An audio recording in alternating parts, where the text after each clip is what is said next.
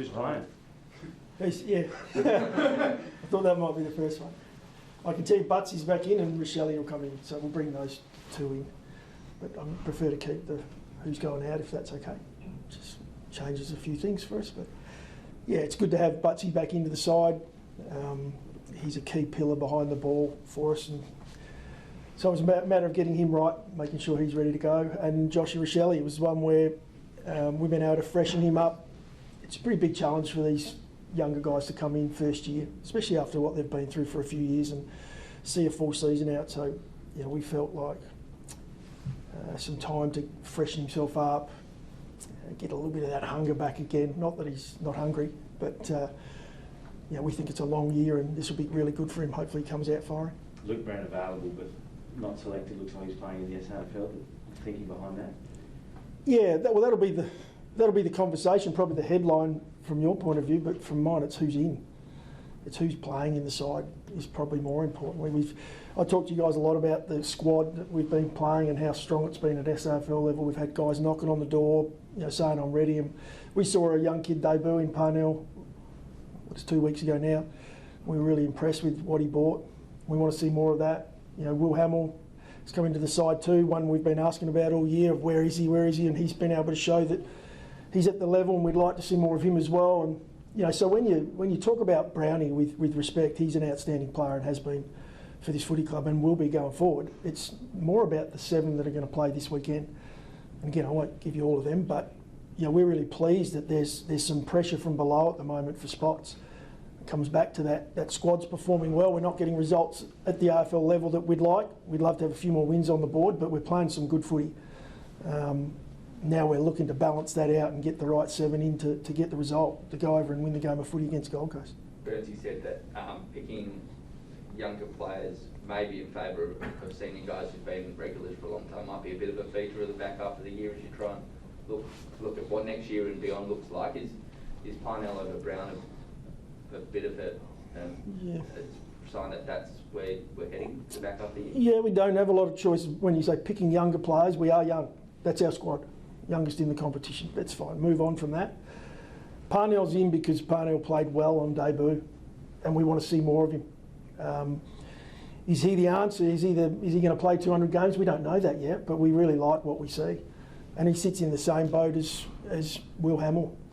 You know, and he sits in the same boat as Jordan Butts and Nick Murray and you know, these players. I'm talking about backs in this sentence, but that's right across the squad, mids and forwards as well. We want to see more of these guys. They're under 20 games. You know, when you start to see 40 games, 50 games in these players, then you start to get an understanding of what it is or the level they'll get to. So, what Burnsy's saying is right. We will play guys, you know, to make sure we see them and get some experience under their belt and you know, see how quickly they develop. And some of that's needed. You need that at AFL. You need to see the speed at the highest level. And that's what we've been doing right throughout the year, you know, right across the ground. You know, Jackson Haitley's in the side at the moment. Soligo's in the side, and I think for most, especially our members and supporters, they'd be really pleased with what they've seen. Jake Soligo's shown that he's a very fast developer and has taken to the AFL speed, you know, really quickly. So that's a really good sign for our footy club. When does it leave Chase, Nixie? Again, Chase in the conversation, performing well, probably unlucky to go out, but we're picking a 7 that we feel will play the role down back. What Chase does have is he can play multiple roles. You know, he started out early as a midfielder, went out to a wing for a period of time there, wasn't quite getting to the level he wanted to, needed a bit more time to develop. He's in a really good space at the moment. It's not playing AFL and he's disappointed and probably angry about that, but that's making him hungrier. And I'm sure we'll see him back before you know it. Is Phil Thorpe playing? Again, we're not going to talk too much through, but yeah, he is. I'll give you that one. That's the last one. Is he, where's he at in your opinion? He looked pretty sore in the lead up to the bye. Where do you think Riley's at? No, I think he's in a really good space. He's working through what is probably the most challenging thing you'll see is a key position forward. I mention it every time we talk. It's the toughest role there is for mine, coming in and trying to play ahead of the ball with some of the best defenders in the game. I think he's doing a fantastic job of that. He's developing every training session. He's working on some of the areas that he knows he needs to work on. And that may take, you know, a couple of years. If you look at the history of these type of players, 200 plus centimetres, big young kids, they come in, they get challenged pretty early. It's a pretty tough road. I think he's progressing really well. In fact, I'd say ahead of most at this point in his career. So, we're really happy with how he's going, and we'll continue to work on developing his game. Gold Coast development has sort of been built on the ball living in their forward half. I think they're ranked in the top 3. Once it sort of gets their forward half, they sort of put on pressure and it stays in there, and transition, respectfully, probably hasn't been the strongest suit for you guys. How do you sort of enhance that, develop that, so you don't have to rely so much on your stoppage? Yeah, well, stoppage does become really important in that, because Gold Coast have been outstanding in that area. Contests right up there, best in the competition, and then being able to keep it in their front half has been a weapon for them. So that's our challenge going across, and that's a really good thing for us. We know what it is we've got to get right. It's just a matter of doing it. When you look at a lot of their games, they've been really strong in their work rate. The way they work off ball to outnumber, the way they win one-on-ones in the contest as well. It's going to be a big challenge for us, a really big challenge on their home deck. But that's what we love, because we rate ourselves in contest as well. So it'll come down to stoppage will be really important. Which way's that ball going? Where's the territory game played? We pride ourselves on, if we do get that game on our terms, we can keep it in our front half. We've got a pretty good defence when it comes to the full ground now, and we've done a lot of work on that. It's a matter of whether we're able to get the first contest done. Feels like they've been rebuilding for a long time and are finally starting to turn the corner. You look at some of the young talent around Anderson, the ranking coaches types. Are you confident that you've got similar or the same type of young pieces that will be able to turn the corner similarly in a year or two? Yeah, I think it's time, isn't it? It's when you look at the Gold Coast, they've got a fantastic coach in Stewie Jude. It was only a matter of time. These guys, when we talk about the 20 games, 40 games and 50 games, before you know it, these guys are playing up and above the speed of and learning from mistakes they make over time. So it's no surprise that they're in the position they are at the moment. They're playing some great footy. We're really confident that we'll be there too. We've given the time and we're patient about that process, and we don't try and rush it and get things wrong. Are you where you thought you'd be as a team coming out of the bye? Yeah, look, we're around the mark when we talk about the style we're putting out there and the games we've been in for this year. I'm not talking win-loss here. I'm talking purely the style of footy we've played, the teams we've challenged. You look back on the games we haven't won, and there are moments in those games, crucial moments, where we've got a few things wrong, a couple of small things wrong, right back to round 1. I think we're 12 points up with 4 minutes to go. So, yeah, we feel like we are tracking. We've spoken about the development of our group. We've spoken about the squad and where that sits at the moment. There's no doubt we're performing at a higher level than we were this time 12 months ago. And we've got individual players. We mentioned Chase Jones, who's playing better footy at this point than what he was 12 months ago, and he's playing in our sample side. Did you use the break to review what you've done in the first half, or was it more looking forward to the second half of the year, if that makes sense? Yeah, it's a dangerous one because it gives us enough time to really get in deeper than maybe what we have each week, but we review weekly. Technology nowadays is we can see the game, we understand game trends, we're watching every side in the competition and keeping an eye on what the game's doing, where we sit in amongst that. So we're well and truly on top of that throughout the year, but this break does give us that little bit of time where it's not an immediate game that weekend and we're able to maybe dive, but that's dangerous too. We can lose ourselves in some of that, but no, as we said prior to the break, we've got complete clarity on what it is we're not getting right or our areas to work on, and we've just been putting the work in over the last month on those areas, and we're seeing some results, be it they're probably not ones you're seeing glaringly on a game day. We're seeing them at the moment. We're getting training to the level we want that at. Our area of I guess we're working on is that execution and finish in front of goals, but also execution around the ground. Our guys are doing a hell of a lot of work in that space. Is Fisher going to play Sanford this week? He is. Yeah. Yep. But we asked Burnsy about him a bit the other day. What's your take on how he's going at the moment? Again, similar to the group, I think you talk about this time last year, he's well and truly ahead of that.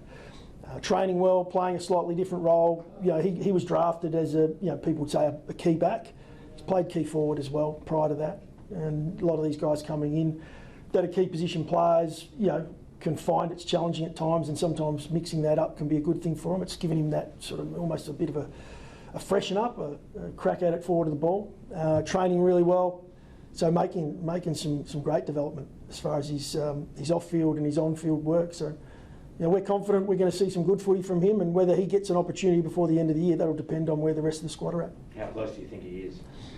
Oh, look, he's knocking on the door at the moment, but there are a number of guys back there that are doing the same. Borlase has been one that's been pretty solid. Didn't have his best game last hit out, but prior to that was really solid and was in the conversation. So it's more about who's available, what the guys are doing that are in.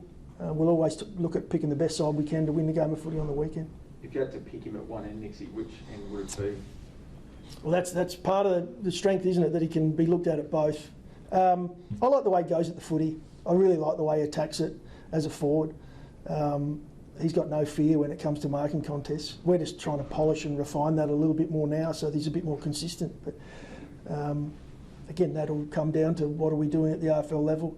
Where Riley's in there at the moment, and Fogg is sort of taking his game to another level. The challenge for him is to do that again and again. Tex is playing as good as footy as we've seen, so we'll have to wait and see. He hasn't played since 2020. If he doesn't get a crack before the end of the year, are you worried that he might go elsewhere to look for an opportunity? He's played. You're saying he hasn't played at AFL level? Mm-hmm. He's played a lot of footy. Yeah. Fish. Yeah. Yeah, he's played a lot of footy. I could go back over the history of players who haven't played for 2 years and gone on to play 300 games. So I don't think it's an issue to not play at AFL level. Maybe if our fullback or our full forward wasn't performing and we were getting smashed in that particular position every week and he was next in line and wasn't getting the game, that might be a different story. There's always a risk of players wanting to go elsewhere for opportunity, but at the moment I think our squad's working really well together. Playing some good footy, learning from each other. So we're in a positive position in that respect, but we'll always have other clubs that'll come and have a look. As we develop these players and make them better, they're going to come looking. So. How are you going to judge being a success in the second half of the year? So you're obviously marrying up development and getting games into players versus what everyone else looks at, the win-loss. But how do you personally, balance up what's going to be a successful second half of the year? Yeah, we've spoken about that. Do we reset here and aim to, look at performing and getting a number of results? The danger with that is we're going away from the process that we're in. We start to look at wins and losses. That'll look after itself. We'd like to get some of the areas of our game that aren't necessarily polished at the moment, which I think are quite glaring, and a lot of people are speaking about. That for us is a real positive, that the area's there. It's clear as day that we're not executing when we need to. That is a win for us in this second half of the year, that we were able to get that to a level that's acceptable to play and perform and compete at AFL, but not lose the other areas that we're quite strong in, which is our competing and our energy and our effort. We don't question ourselves on that, and if we do come off after a game and we haven't brought that, well, we're really disappointed. But second half of the year will be us packaging it up together and hopefully getting some results. Does the win-loss come into your reckoning as this is a tick or this is a... Well, no, it doesn't, because it can be one kick. We go back to Showdown earlier in the year. It can be one kick and you can walk away disappointed like you failed. So it's about process. If Geordie Dawson misses that kick, do we walk away and in the bigger picture feel like we've developed the group? Yeah, we do. That's where we're at the moment. We've got to make sure that we continue to improve as a team. Results will look after themselves, and hopefully we get some of that in the second half of the year, and we don't have to talk about it as much in here. You guys feel like your game's developing. Is the execution problem, is that a cattle problem or a development problem? No, I think it's a development issue. I think it's time. I think we talked about our opponents this week.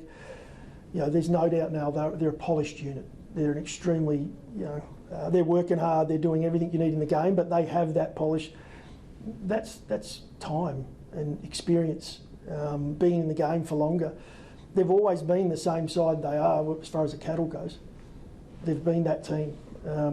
It takes time to play at the level. It takes time to learn from making mistakes. We're working our way through that at this point. I feel like we're coming out the other side. Is the ink dry on Tex's new contract? That's a good question. Good way to put it. The conversations are ongoing. Look, I know they're underway. I'll probably have the same answer for you next week, though. These things take time.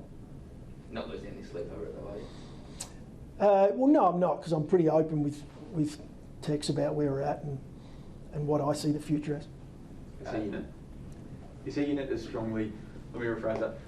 he said a couple of years ago that if blokes like Fogg and Thilthorpe are pushing him out of the team, the squad's developing, and it's sort of like the right transition to show that these guys are ready to do it. The fact that he's still your best forward by a country mile, what does that tell you about your next level of guys, and does that concern you at all? I think that what that shows me is a credit to Tex Walker, because he's walking into probably any side in the comp at the moment. It's not that we're not strong enough. Our guys are developing really well.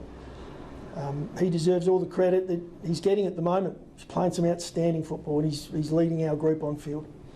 And so while he's doing that, we'll continue to back him in, and our guys will continue to be challenging them to improve and get better. And they're learning from him as they do that. So he's an important part of where we're at. How much is it boost for you then? I mean, he'll be 33 in April next year, and you've still got the club's all-time greatest goal kicker to teach Fogarty and Thilthorpe. If he's still able to go for next year, how much of a boost does it give to these guys? Oh, it's huge. Our issue here, age is it's just a number, right?